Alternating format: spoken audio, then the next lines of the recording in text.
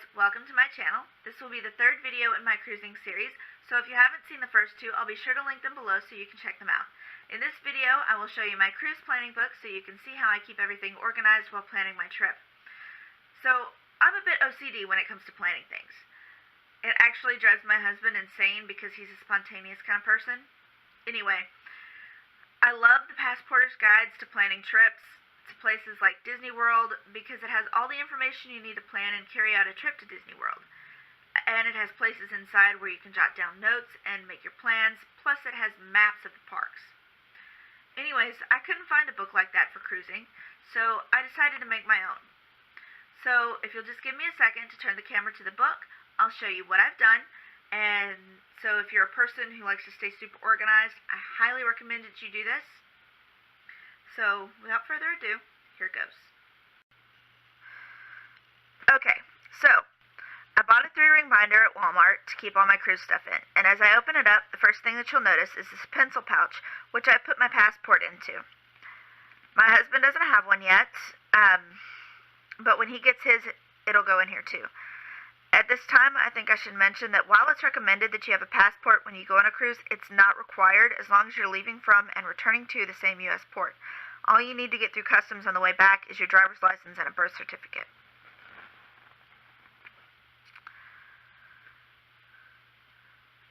A certified copy of your birth certificate.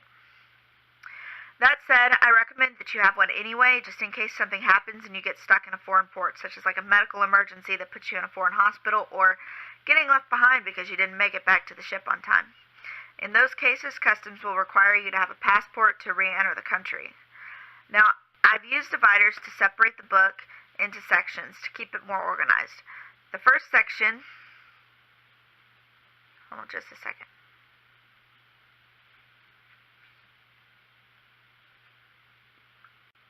Now, I've used dividers to separate the book into sections to keep it more organized, and the first section I have here is titled Checklists.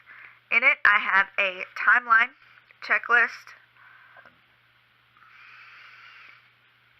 Oh, excuse me. So in it, I have a timeline checklist for planning a cruise, and a packing list, and a shopping list for all the things that I need.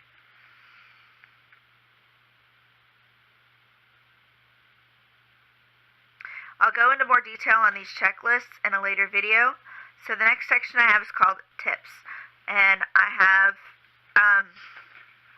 luggage information and must-pack things and just a bunch of little tips and tricks as far as cruising goes. The next section after that is Destinations and Ships. Now, when I first started planning the cruise, I took information for all of the ports sailed to out of Galveston on Carnival and all of the Carnival ships that sailed out of Galveston.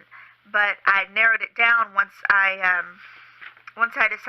we had our cruise booked and picked out and everything. I went ahead and took all of that information out, and now I only have information on Cozumel, Progreso, and the Carnival Valor. So I printed out the Wikipedia information for Cozumel, as well as for Progreso, and the Wikipedia page for the Carnival Valor as well.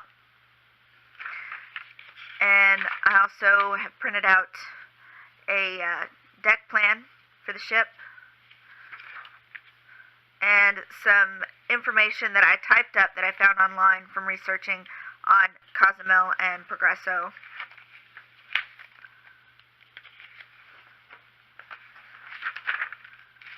And then some coupons that I found online and printed out for Cozumel. And then, let's see.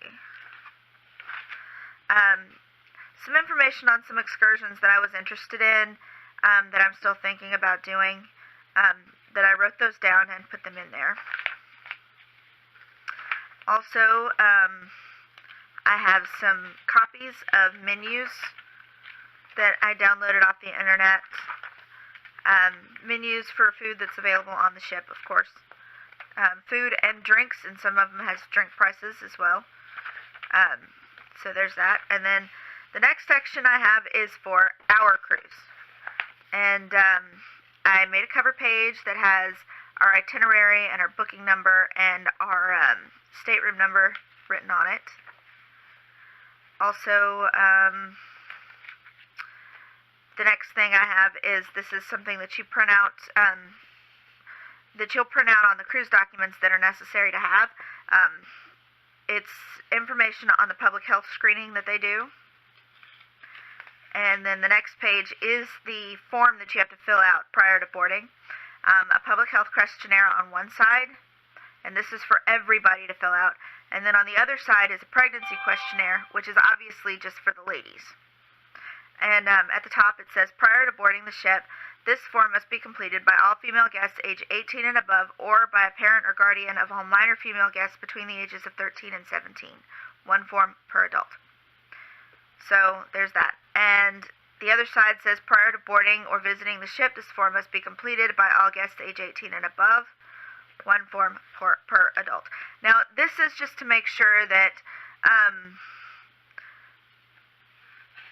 they don't have women past their 24th week getting on the ships when they're pregnant, because they don't have the medical staff, the medical capabilities to handle childbirth on ship. Plus, and the other side is just to make sure that no one has any, no one who gets on the ship has any contagious diseases, you know, like the flu or strep throat or whatever like that. They want to make sure that everybody gets on the ship is healthy. That way you don't have an epidemic of people getting sick after the cruise or during the cruise. So there's that, and you have to fill all that out. And then I have the booking summary of our cruise, and some important information that's basically all of the small print. And then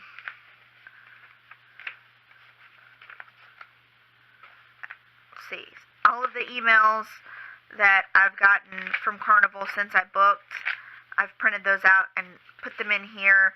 All of the documents for our cruise, booking summaries, receipts, everything is all in this section. And I've also printed out our luggage tags. Now, when you book with Carnival, all of your luggage tags and your boarding passes and everything, all of that paperwork has to be printed from the internet. They don't mail you anything. So I've printed our luggage tags, and you're allowed, on ship, you're allowed to take 2 checked bags per person and 2 carry-ons per person. So I printed out 8 of these since there's 2 of us. And then, of course, is the cruise contract, which is a lot of pages, but it is information that I suggest you read because it talks about rules and all kinds of stuff. So I printed that out and put it in the next section, which is called Notes. And then, of course, I have blank notebook paper for taking more notes.